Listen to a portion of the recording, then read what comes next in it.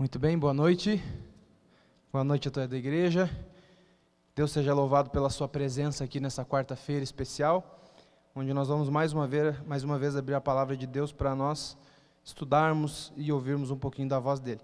Queria convidar você, antes de mais nada, a fazermos uma pequena oração, pedindo a bênção de Deus sobre o estudo dessa noite. Vamos curvar a nossa fronte e orar a Deus?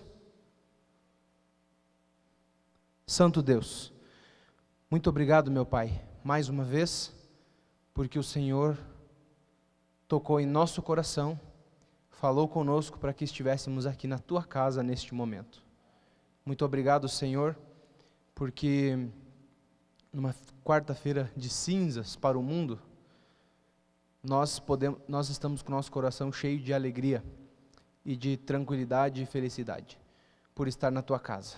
Nós queremos pedir a Tua bênção, o Teu toque, que o Senhor fale através da Tua palavra, que o Senhor fale através de todos os elementos desse culto e que nós possamos sair daqui preenchidos, mais ainda com o Teu Santo Espírito. Em nome de Jesus, amém.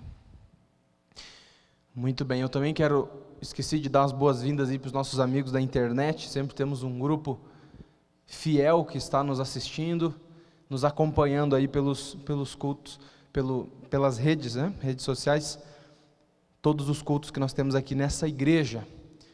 E muito bem, estamos aí vindo de um feriadão. Hoje a cidade parece domingo, né? A gente anda pelas ruas aí, a cidade bem tranquila. E voltando aí de um feriadão longo, estivemos aí com a igreja no acampamento de carnaval aqui da igreja, lá em Guaciara. Eu estou vendo aqui alguns que estiveram lá, foi muito legal, foi uma bênção, tanto na parte espiritual quanto na parte da amizade. Não sei como foi teu carnaval, mas foi uma bênção lá estar com a igreja no acampamento de Guaciara. Mas a gente não tem tantos motivos de se alegrar quando a gente olha para o que aconteceu no nosso mundo nesse período. E é bem triste, né? Quando nós vemos os resultados de uma festa da carne, né? Você sabe que carnaval, e não tem como a gente não falar um pouquinho, tirar um minutinho para falar sobre isso nessa mensagem de hoje, nesse tempinho que nós vamos ter aqui para estudar a palavra de Deus, nessa festa que é uma marca registrada do Brasil aí fora, e as pessoas quando pensam em Brasil, elas já pensam nessa festinha, né? Ou festona. Eu tive curiosidade de procurar algumas informações ou números do carnaval aqui no Brasil. Eu encontrei algumas coisas interessantes que eu queria compartilhar com você, do que acontece, o que envolve, ou o que está envolvido nessa festa aí que dura todos esses dias aqui no nosso Brasil. Uma das coisas que se destaca é o quanto de dinheiro que é gasto com todos esses desfiles e festas que acontecem ao longo do Brasil. Para vocês terem uma ideia, aquelas fantasias que eles usam nos desfiles do carnaval, das escolas de samba, a média de custo de uma daquelas fantasias pode chegar a R$90 mil, dependendo aí da escola de samba. Cada escola de samba, as mais badaladas aí, elas gastam cerca de 8 milhões para fazer um desfile daqueles, em carro alegórico, em fantasia, em instrumentos e tudo mais, pessoas envolvidas. Foi feita uma pesquisa, e no Rio de Janeiro, que é o maior carnaval, a maior festa aí no Brasil, mais ou menos 918 mil pessoas passaram por lá, quase 1 milhão de turistas, que gastaram ali em cerveja, festas, bebidas, prostituição, cerca de 2,2 bilhões de reais, só lá na cidade do Rio de Janeiro. Isso que nós temos em vários outros lugares, né, carnavais enormes, como em Salvador, em São Paulo, e aí vai. Pra vocês terem uma ideia, só em Salvador foram recolhidas, na manhã dessa quarta-feira, 20 toneladas de latinhas de cerveja nas ruas da cidade. É muita coisa, né? Bom para aquele povo que vive disso. Mais ou menos 3.200 acidentes aconteceram nas estradas federais nesse período. Mais ou menos 1.800 pessoas ficaram feridas e mais ou menos 150 pessoas morreram em acidentes nesse período de carnaval. Nós tivemos também, tive uma curiosidade de fazer uma pesquisa interessante Muitas pessoas dizem que o maior resultado do carnaval que ele deixa não acontece nesse período, mas ele vai aparecer só em novembro, que são as gravidez indesejadas, né? Geralmente, um filho que não vai conhecer o pai nunca na vida. E o IBGE, ele fez um levantamento entre os anos de 99 a 2004, do número de crianças que nasciam no mês de novembro, que são aí os, assim, entre aspas, frutos do carnaval, né? Nem todos, lógico, mas é um número que ele aumenta muito em referência aos outros meses do ano. E foram registrado o nascimento de mais ou menos 1.071.000 crianças nesse período de 5 anos. Mais ou menos 214 mil crianças no mês de novembro. E você sabe que o carnaval, ele significa festa da carne, é onde acontecem orgias. E em Salvador, uma invenção lá, bem pensada para muitas pessoas, foi a cabine do sexo. Não sei quantos viram isso na internet, mas uma marca lá de preservativo fez para que as pessoas pudessem curtir o carnaval com mais segurança. E a gente olha para tudo isso e fica assim abismado, com todos esses números e muitos outros que nós poderíamos aqui pesquisar. Mas o que salta aos olhos, diante dessa realidade, ou dessa festa que acontece todos os anos no nosso país, o tanto que as pessoas, elas buscam o prazer e a satisfação. Na verdade, todos os seres humanos têm uma necessidade muito grande de satisfazer os prazeres. Existe uma sede insaciável no coração humano de busca pelo prazer, pelo conforto, pelas coisas materiais e que satisfazem a carne. Existe uma busca intensa e todos nós procuramos, de certa forma, durante a nossa vida, em alguns momentos mais, em outros menos, e o carnaval nada mais é do que uma amostra disso, do ser humano desesperadamente em busca do prazer e da satisfação. É interessante que esse desejo, ele vem no coração humano desde sempre, né? E na Bíblia, a gente talvez tenha um exemplo de uma pessoa que buscou intensamente o prazer. E ele fez da vida dele, e um pedaço pelo menos dela, um carnaval, uma busca intensa pelos desejos da carne e pelos prazeres. Tem muitos, na verdade, mas o que salta aos olhos, e que para mim é um bom exemplo de como a gente lidar com isso, é o sábio Salomão. E vocês conhecem a história de Salomão? Ela está registrada no livro de 1 Reis. Eu queria que você abrisse para a gente dar uma olhadinha e relembrar como Salomão lidou com isso e qual foi o resultado da experiência de Salomão. Salomão, ele teve um primeiro momento muito especial na vida dele. Ele se tornou rei logo cedo na sua vida, e ele teve ali uma responsabilidade muito grande diante da sua vida, nas suas mãos, que era governar um país inteiro, escolhido, direcionado tudo por Deus. E Salomão, diante dessa dificuldade, dessa realidade, esse desafio, ele fez um pedido para Deus. Deus se apresentou e disse: Salomão, você pode pedir o que você quiser. E Salomão pediu sabedoria. Foi uma parte assim bem bonita da vida de Salomão. E a Bíblia diz e conta, ali no livro de Reis, que vocês abriram lá no capítulo, deixa eu dizer para você certinho, capítulo 4 de Reis, a Bíblia fala de como a vida de Salomão foi abençoada, não só na sabedoria, porque com a inteligência e a sabedoria vieram muitas outras coisas, dinheiro, posses, status, poder e tudo mais. Então Salomão, ele se tornou e se transformou no homem mais poderoso da terra, na época dele. E o capítulo 4, do versículo 29 ao 39, são 10 versículos que narram esse período áureo da vida de Salomão. Eu não vou ler com vocês, mas esse aqui é o resumo da onde Deus colocou Salomão por causa do pedido que ele fez, por sabedoria. Não só na questão da inteligência, mas na questão do poder, na questão do status, do dinheiro, de tudo, né? Salomão, ele foi padrão na época dele. Mas a Bíblia, ela vai narrar um pouquinho o que aconteceu com a vida de Salomão, que nem sempre foram flores, mas um pouco depois, Salomão teve a sua queda. E está registrado no livro de Reis também, no capítulo 11. Então você pode abrir esse, eu quero ler com vocês o período difícil da vida de Salomão, o período complicado da vida dele.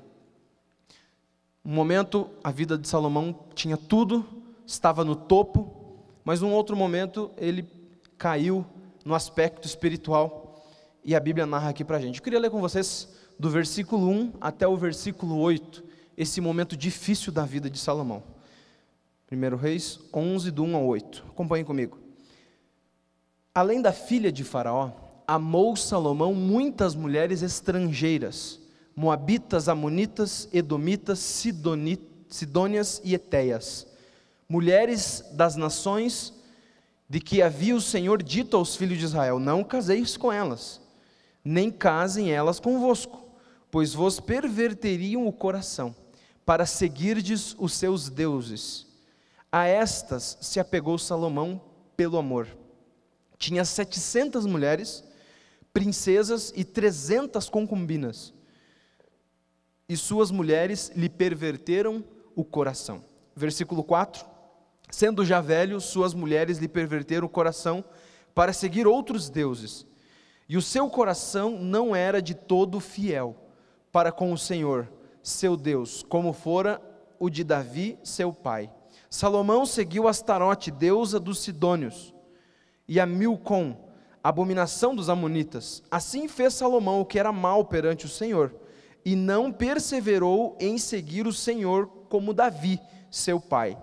Nesse tempo edificou Salomão um santuário a Quemos, abominação de Moabe, sobre o monte fronteiro a Jerusalém, e a Moloque, abominação dos filhos de Amon. Assim fez para com todas as suas mulheres estrangeiras, as quais queimavam incenso e sacrificavam a seus deuses. Aqui então narra esse período da vida onde Salomão, ele perverteu o seu coração e teve uma queda muito grande na área espiritual, e tudo começa com ele abrindo mão de uma ordem simples de Deus. Deus disse a Abraão: olha, você não deve se casar com pessoas que não fazem parte da nossa fé. E Abraão, diz aqui, tomou como esposa Faraó, a filha do Faraó, a princesa do Egito, e naquela época, lógico, era algo simples, algo costumeiro que acontecia entre as nações, o rei casar com a princesa do outro, para acontecer ali uma aliança. Era sinal que não haveria guerra, não haveria luta entre aquelas duas nações, e o Egito sempre foi uma potência na época de Israel. Então Salomão, talvez como estratégia para ter paz com aquela nação, ele casou com a filha de Faraó. E alguns estudiosos chegam a dizer que essa mulher talvez tenha se convertido. Um sinal disso é o Salmo 72, que alguns estudiosos dizem que foi escrito diante da conversão da filha do Faraó. E quem sabe Salomão pensou: olha, deu certo com a filha de Faraó, eu posso também fazer aliança com as outras nações, está tudo tranquilo entre nós e o Egito, para conseguir ter paz com as outras nações. Essa se converteu, as outras também vão se converter. E quem sabe esse foi o ponto de entrada onde Salomão começou a casar com muitas mulheres. Você viu aqui o texto? 1000 mulheres, né? 700 mulheres e 300 concubinas, como diz aqui o texto. E Abraão começou a se converter exatamente ao contrário do que ele pensou. Ele é que se converteu. Diz aqui o texto que ele chegou a seguir a deusa Astarote. E a deusa Astarote era, na mitologia cananita, a esposa do deus Baal. E essa era a deusa da terra. Como eles dependiam muito da terra, aconteciam cultos para que essa deusa transformasse a terra em algo fértil para o povo. E o culto para que essa deusa fertilizasse a terra era um culto de orgia, onde acontecia ali uma orgia sexual e prostituição.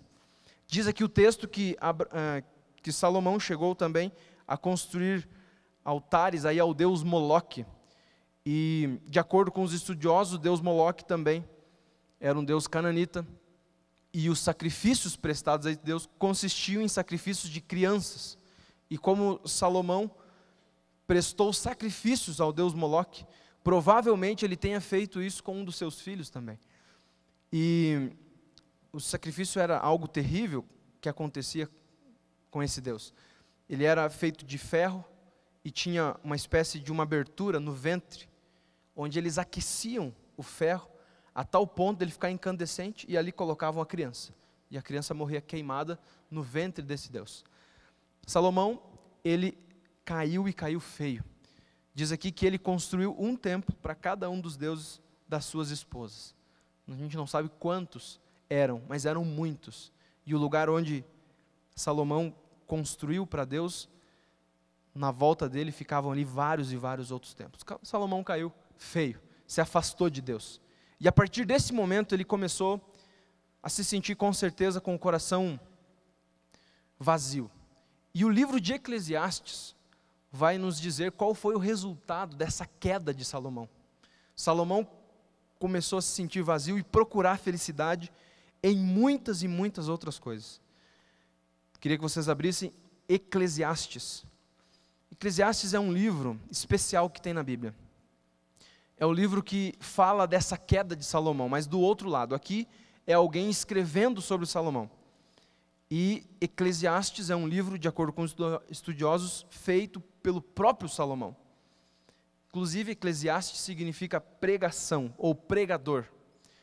Não seria nada mais, nada menos do que um sermão que Salomão criou, que ele fez diante da experiência que ele teve de queda e de busca pela felicidade diante de um coração vazio, por ter tanta coisa, mas ao mesmo tempo não ter nada.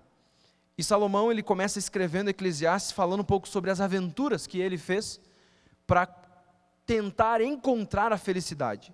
E ele narra em vários pontos coisas que ele fez para tentar preencher o vazio que o coração dele tinha. Esse desejo intenso pelo prazer, por buscar coisas que satisfizessem ele, que ele adquiriu na queda dele. E aqui você tem vários textos falando, e eu queria ler com vocês mais um trechinho da Bíblia, que é Eclesiastes 2, do versículo 3 até o 11, onde narra um resumo das coisas que Salomão fez nesse período de queda, em busca pela felicidade, em busca do prazer. Olha só, Eclesiastes 2, do 3 ao 11, abra sua Bíblia, acompanhe comigo aí. Aqui é Salomão falando agora o outro lado. E ele diz assim: resolvi no meu coração dar-me ao vinho, regendo-me contudo pela sabedoria. Ele foi devagar a princípio, com sabedoria, pisando em ovos, não se dando totalmente. E entregar-me à loucura, até ver que o melhor seria que fizesse os filhos dos homens, debaixo do céu durante os poucos dias de sua vida. A princípio com sabedoria, mas depois com loucura. Empreendi grandes obras, edifiquei para mim casas, plantei para mim vinhas, fiz jardins e pomares para mim, e nestes plantei árvores frutíferas, de toda espécie. Verso 6, fiz para mim açudes, para reger com eles o bosque que reverdeciam as árvores. Comprei servos e servas, e tive servos nascidos em minha casa. Também possuí bois e ovelhas, mais do que todos possuíram os que antes de mim viveram em Jerusalém. Amontoei também para mim prata e ouro, tesouros de reis e de províncias. Provi-me de cantores e cantoras, e das delícias dos filhos dos homens, mulheres e mulheres. Engrandeci-me e sobrepujei a todos os que viveram antes de mim em Jerusalém. Perseverou também comigo a minha sabedoria. Tudo quanto desejaram os meus olhos, não lhes neguei, nem privei o coração de alegria alguma, pois eu me alegrava com todas as minhas fadigas, e isso era a recompensa de todas elas. Considerei todas as obras que fizeram as minhas mãos, como também o trabalho que eu com fadigas havia feito, e eis que tudo era vaidade, e correr atrás do vento, e nenhum proveito havia debaixo do sol. Aqui tem um resumo, mas o capítulo, ele continua falando sobre a vaidade da sabedoria, a vaidade do trabalho, e ele vai contando as coisas que ele fez. Mas aqui você já tem um resuminho daquela busca que Salomão empreendeu atrás da felicidade, de satisfazer os prazeres, os desejos do seu coração. E é interessante que ele vai ali, categoria por categoria, fala de bebidas, de festas, de posse, de dinheiro, de construir, de erigir coisas, de mulheres. Algumas pessoas chegam a dizer que Salomão se envolveu com muitas mulheres, 1000 mulheres ele foi casado. Dizem que Salomão teve até experiências homossexuais, de tanto se envolver com essa área sexual. Tem um texto que dá uma margenzinha talvez para isso, que é Eclesiastes 7:28. Diz lá que entre 1000 mulheres ele não achou uma, mas entre 1000 homens ele achou um. Alguns dizem, talvez não seja isso, mas alguns chegam a dizer que ele teve experiências homossexuais em busca da satisfação dos prazeres. Estudos, viagens, buscou aqui na sabedoria, conhecimento. E ele chega a dizer que ele não negou aquilo que os olhos dele queriam. O olho dele queria alguma coisa, ele tinha poder, tinha posse para poder dar. Ele não negou nada. Teve todo tipo de experiência que você possa imaginar. Boas e ruins. Diz aqui que ele chegou a se entregar à loucura. O texto nos mostra que Salomão foi fundo na busca pelo prazer e pela felicidade. É o que a gente vê hoje no nosso mundo. As pessoas buscam o prazer, buscam a felicidade em todas as coisas que o mundo pode oferecer. Seja riqueza, seja... Tem uma pessoa que tem uma teoria, ele diz que o ser humano busca os 3 P's, de acordo com os castelhanos, né? Poder, pernas e plata. A plata tem a ver com o dinheiro, as pernas têm a ver com o sexo, e o poder tem a ver com o status, com as possessões, com as coisas que possam alcançar. Essa é a busca incansável do ser humano. Mas a Bíblia mostra o que Salomão encontrou após procurar em todos os lugares, após não negar nada aos seus olhos, e ir desde aquilo que é bom até aquilo que é lixo, em busca da felicidade. Em resumo, Salomão escreveu o livro de Eclesiastes para dizer qual foi o resultado dessa busca, aonde isso levou. E ele chega a dizer aqui no verso, não sei se vocês perceberam no verso 11, e no finalzinho ele vai dizer assim, e eis que tudo era, qual é a palavrinha? Essa é a palavra mais repetida, vaidade, a palavra mais repetida no livro de Eclesiastes. E a frase mais repetida é a seguinte: é tudo como correr atrás do vento. Vaidade e correr atrás do vento. Uma palavra e uma ideia para simbolizar ou para nos fazer mais fácil o entendimento dessa palavrinha. Correr atrás do vento. Salomão, ele chegou a essa conclusão, após buscar em todos os lugares a felicidade, os prazeres. Não existe como a gente alcançar. É tudo como correr atrás do vento. E lá no final do livro dele, como um sermão bem feito, tem sempre um apelo. No capítulo 12, ele diz qual é o resultado de toda essa busca. E ele diz aqui algo interessante, que é um conselho para os nossos dias, para mim e para você, para a minha vida, para a sua vida. No capítulo 12, no primeiro versículo, ele diz assim, lembra-te do teu Criador nos dias da tua mocidade, antes que venham os maus dias, aqueles dias que você vai dizer, não tenho neles prazer. E no verso 13 ele arremata dizendo, de tudo que você tem ouvido, a suma é, teme a Deus e guarda os seus mandamentos, porque isto é o dever de todo o homem. Olha só qual é a conclusão que Salomão chega. Gente, de tudo que vocês ouviram aqui nesse livro, após ler o livro de Eclesiastes, Salomão diz assim, o resumo é, teme a Deus. Você quer ser feliz? Você quer encontrar a felicidade, a busca, né, dos prazeres, você quer chegar lá? Você quer encontrar? O resumo é, você não precisa passar por tudo aquilo que eu passei. Um período áureo, um período de desgraça na minha vida. Você não precisa passar por isso, por essa experiência. Você não quer passar por isso? O seguinte, teme a Deus e guarda os seus mandamentos. Porque tudo que nesse mundo se pode fazer para encontrar felicidade, vai ser vazio, e no final você vai entender que era apenas vaidade. Era como correr atrás do vento. Você já viu alguém correndo atrás do vento? O mínimo que se pode dizer de uma pessoa assim é que ela é doida, porque ela nunca vai conseguir pegar o vento. E sabe, Salomão, ele fala isso, aqui em Eclesiastes 3, versículo 11, ele diz assim, ó: tudo fez Deus formoso no seu devido tempo, também pôs a eternidade no coração do homem. Salomão diz, e sabe por que o ser humano nunca vai encontrar felicidade nas coisas? Porque tudo que pode existir aqui nesse mundo é algo material, é algo que possa trazer prazer. Tudo isso não é eterno, tudo isso é finito. Essa palavrinha, Deus pôs no coração do homem a eternidade, ela pode ser traduzida como infinito também. Deus colocou no coração do homem o infinito, poderíamos dizer isso. Ou seja, se Deus criou um espaço infinito no coração do homem, se Deus colocou no nosso coração um infinito, nós podemos colocar qualquer coisa dessa vida dentro desse espaço. E num espaço infinito, você pode colocar a igreja central de Curitiba. O que vai ser isso perto do infinito? Não vai ser nada. Para você fechar um espaço infinito, você precisa ter algo infinito. Senão não fecha. Você pode colocar o mundo inteiro lá dentro, não vai fechar. Tem que ser algo infinito. E só existe algo que é infinito. Só existe algo que pode preencher esse espaço. Do contrário, todo o resto vai ser correr atrás do vento. Vai ser vaidade, vai ser loucura, vai ser algo em vão, passageiro e em vão.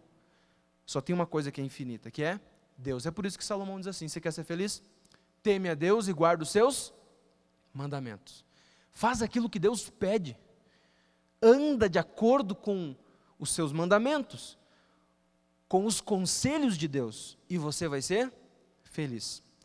Na verdade, o inimigo ele anda por aí espalhando uma filosofia bem interessante, que você vai ver no lábio, principalmente dos jovens, mas também das pessoas em geral. A filosofia é o seguinte: curta agora e depois a gente vê no que dá.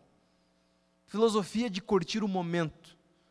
Curte aí agora, depois, esquece, depois a gente vê no que dá. Depois a gente dá um jeito, um jeitinho. E o brasileiro tem mais isso ainda, né? Depois a gente vê no que dá, a gente dá um jeito depois. E as pessoas têm perdido uma vida de felicidade por causa de 1 segundo de prazer, por causa de 1 segundo de satisfação, de um desejo pecaminoso, que também foi o inimigo que conseguiu colocar no nosso coração. Mas a filosofia de Deus é diferente. A filosofia de Deus é o seguinte: você tem que se privar um pouquinho agora, dizer não para algumas coisas, você tem que andar de acordo com alguns princípios, e andar de acordo com alguns princípios pode exigir de nós privação e dizer não para muitas coisas. Então você talvez sofra um pouquinho agora, mas depois você vai ter uma vida inteira, ou uma eternidade, um infinito de alegria e de felicidade. E o que nós temos que fazer diante disso é escolher o que a gente quer da nossa vida, o que nós queremos da nossa vida. Queremos 1 segundo de alegria e muito tempo de tristeza, angústia, sofrimento, ou queremos um pouquinho de privação, um pouquinho de negação e uma eternidade de alegria?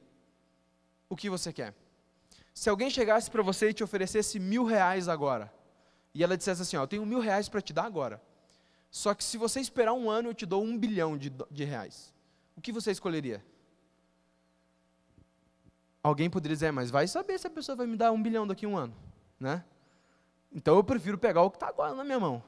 É melhor um passarinho na mão do que 2 voando, não é? Não é assim o que o povo fala aí? Mas Deus ele oferece esse 1 bilhão para você.